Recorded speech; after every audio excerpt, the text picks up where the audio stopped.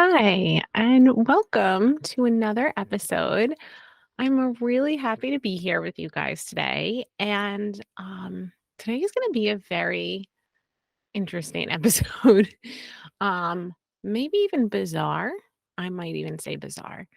I think it will be bizarre for many, not all, but I think many people will think that this is very strange.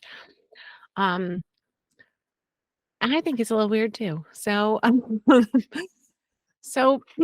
any further ado, I had decided. So I sort of like kind of sketch out like ideas for podcast episodes in advance, right? So I sort of like jot down ideas and things I might want to say, like sort of like talking points and or like episode like title or like what the subject is, I suppose, of what we're going to be chatting about. And so today's was called Changing Your Child's Relationship with Food, right? So, what I had planned to talk about today, right? So, it's different from what we're actually going to talk about.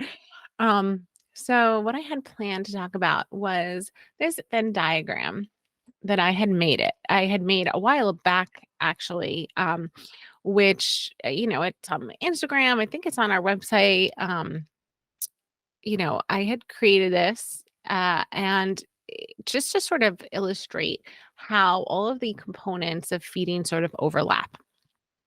So there's the motor piece, the sensory piece, the gut, the environment, and how muscle control and distractions and nutrition and positioning and how that like all sort of plays together.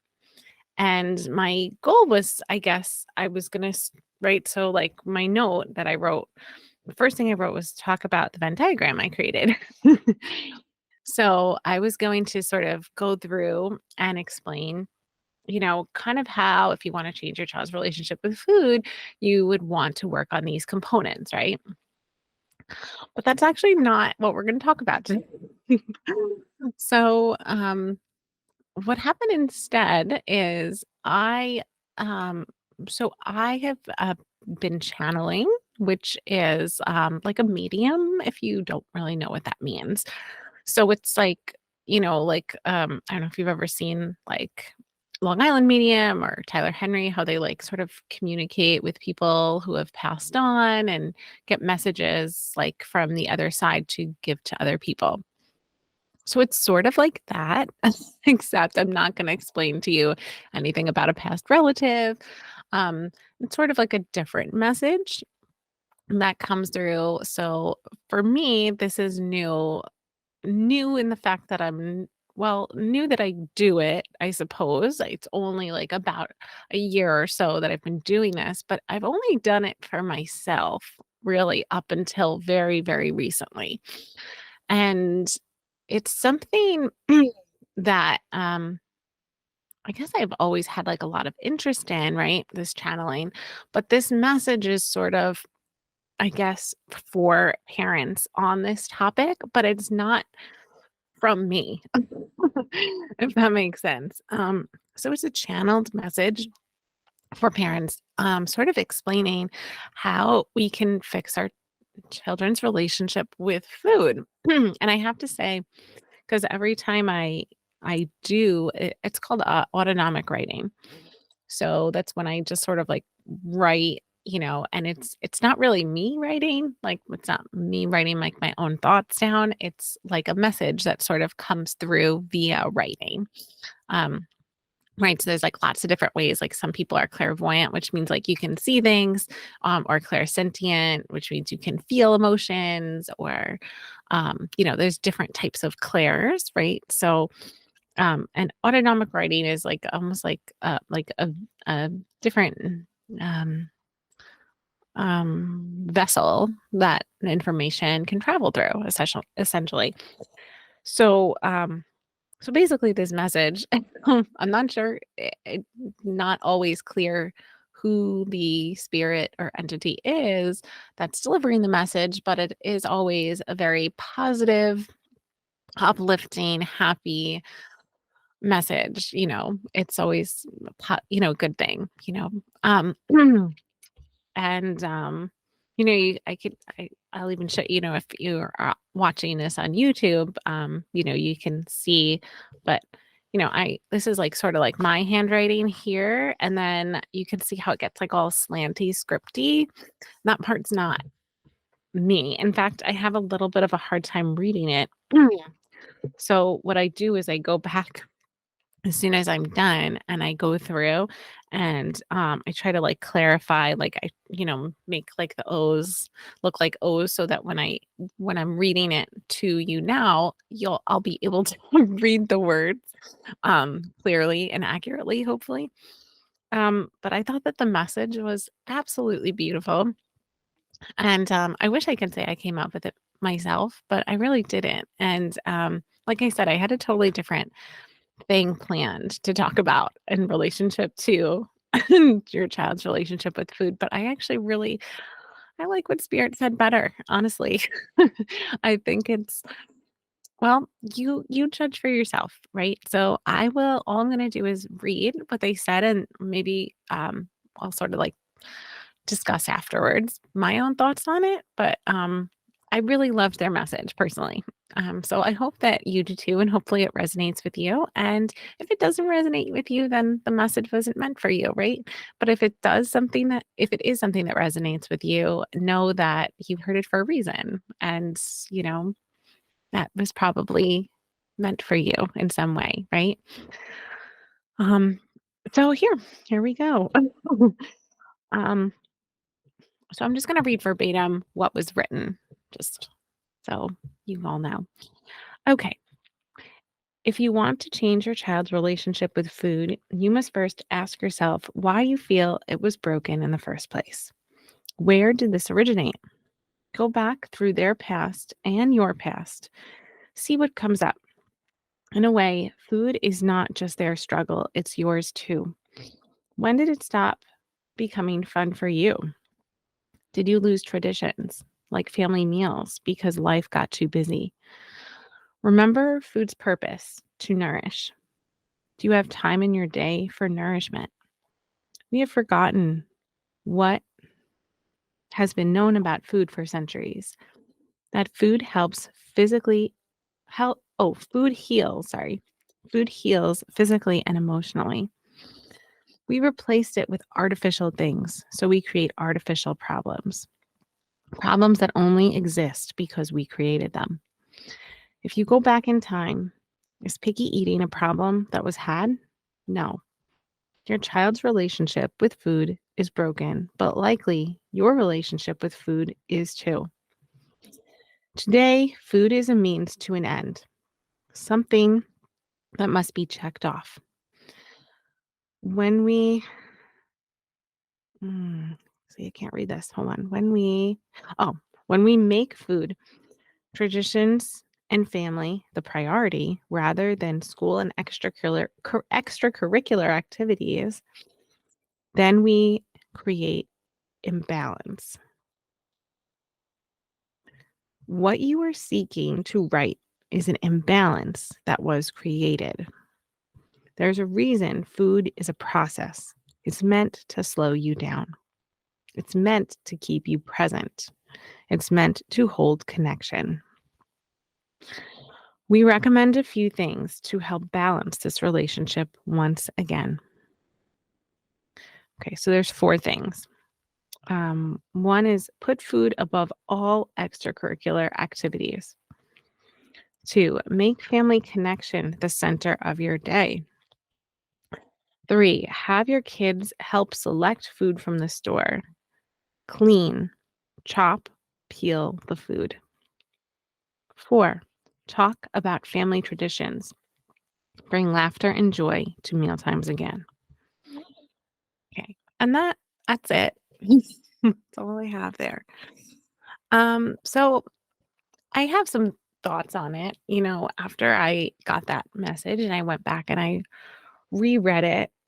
Um, you know, I I do agree that there is definitely like an imbalance, and there is for sure um, this component of food that is it really does almost seem like we have to check it off. Like, all right, well, we gotta have breakfast. All right, well, we gotta have dinner. And there isn't that slowing down process of making food, eating food together that is getting lost. And it wasn't in years past, but it is today. And, just as an example, and honestly, one of the reasons that I left my full-time job was I kept hearing this narrative over and over again. And this just like as a connection that I just made that's like, oh, maybe maybe that's why they steered me away from that job, right? I thought I had like my dream job working in a school. Um and I left it to do my own thing.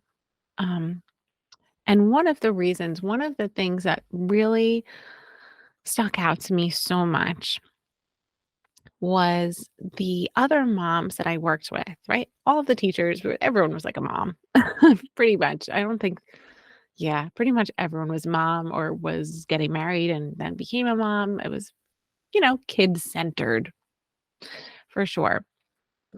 And there was this recurring theme that I would hear over and over again.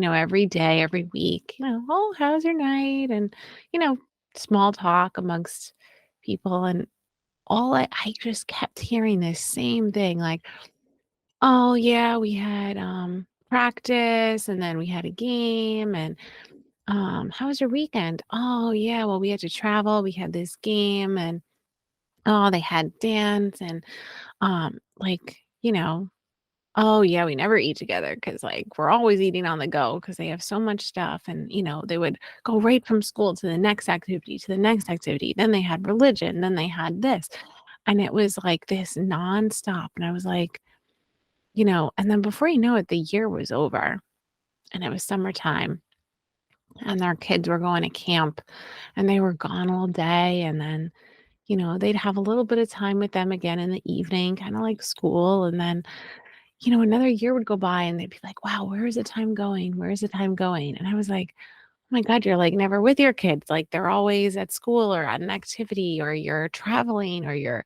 like there was just always movement and no pause." And I just remember thinking like, "Oh my God, I don't want to do that. That's not what I want. Like I do not want that life of go, go, go. Like that is just I feel like you would just blink and it would be gone, and, like, what did you do with all that time? Like, I just feel like I would be missing something, and, I think that's sort of what Spirit's saying here is that, you know, when you're in those types of, constant rushing, constant doing, where is the time for the pause and cooking the food? Right now, you can get food delivered to your house from DoorDash, from Amazon, from, Misfit Market or Purple Carrot or whatever. And there's no like, the whole process of food has like, tried to like meet the quicker that demand of the public who doesn't have time to go to the store, who doesn't have time to cook, who doesn't have time to even sit down that like, oh, we got to have something quick because we got to get to the next thing. And I think their suggestion about prioritizing family above extracurricular activities, I do think that that is probably good sound advice. I mean, and when I think back to a lot of the families and kids that I know are that were doing the go go go and the hustling and it's very very rarely did those actions lead to, I think, a happier life for any of them, if I'm really being honest. I mean, do they enjoy the sports? I'm sure. But do they have to enjoy them like 7 days a week? That seems excessive. Maybe putting that on the back burner a little bit. I mean, I know that there are for sure people with high level skills that will maybe easily go on to be professionals in that sport. But I'd say for the vast majority, that's really just not the case. And there is a sacrifice there, I guess, in that imbalance, you know? Is it worth the sacrifice of that time and the family and the connection and for that that sport, you know? Is that something they're really gonna do professionally the rest of their life? Is that and, you know, you might say maybe, and maybe that is worth it, but maybe it's just something to think about, you know? I think there's like this like unwritten expectation. It's like, well, what do you have your kids doing? What are they involved in? And it's like you think you're supposed to say a bunch of things or fill their schedule with a bunch of activities because other people have their kids in activities, but I don't think you have to.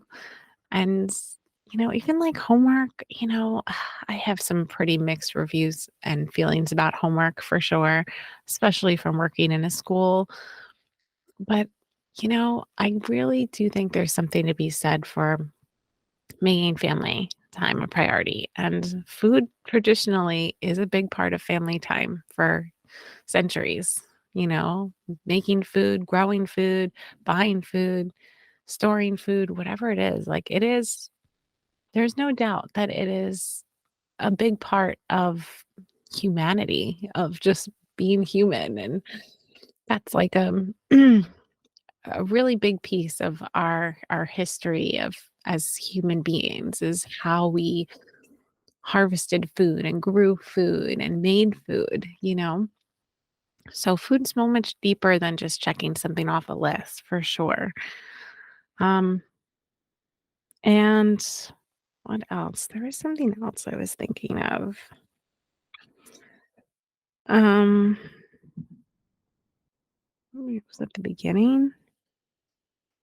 Something I do always say, which is nice, I guess, that they, like, sort of confirmed that for me, is that, you know, I do say that, like, it's not just your child's problem with food, if I feel like it does extend into the parent's relationship with food um, and how, you know, our relationship with food might be a little bit broken too if they're struggling. It's almost like a mirror image of our struggle, perhaps internally. Um, and do you have time in your day for nourishment?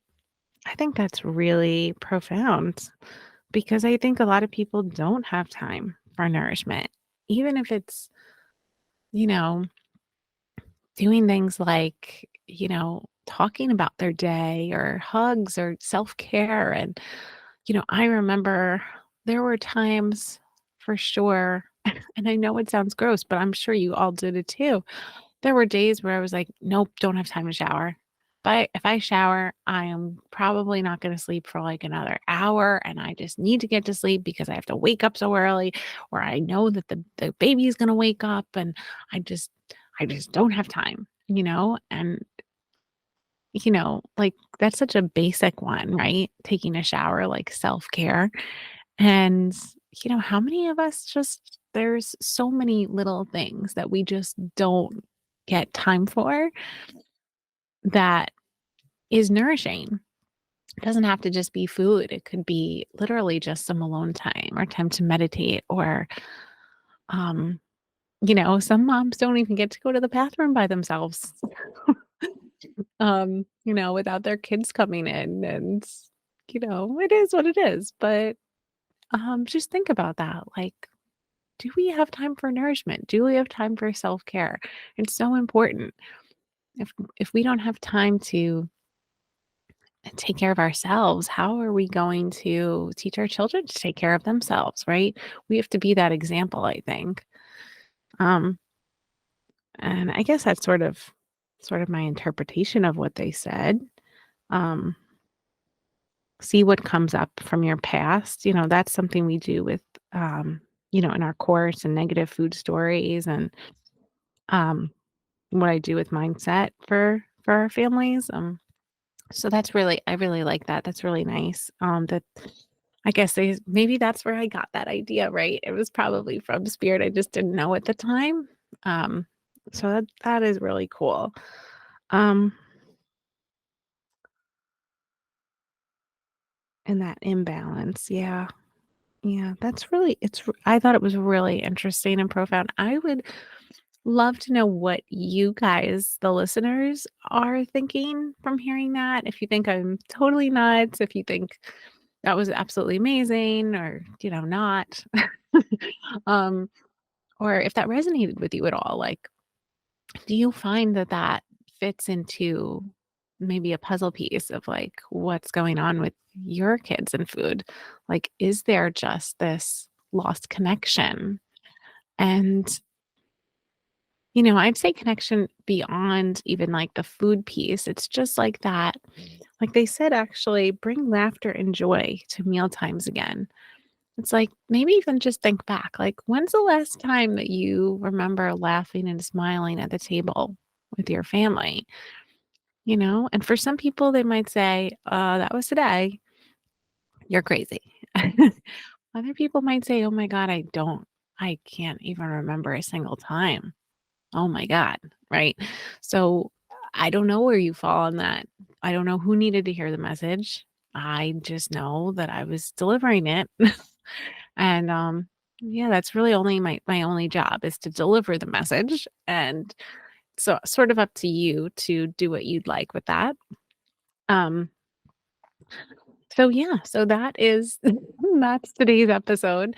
Um, if you need, you can find me on all the different social media platforms at Foodology Feeding, and all of our links are down below. And I hope that this was really interesting for me, and it was um it was hard for me to do this, to like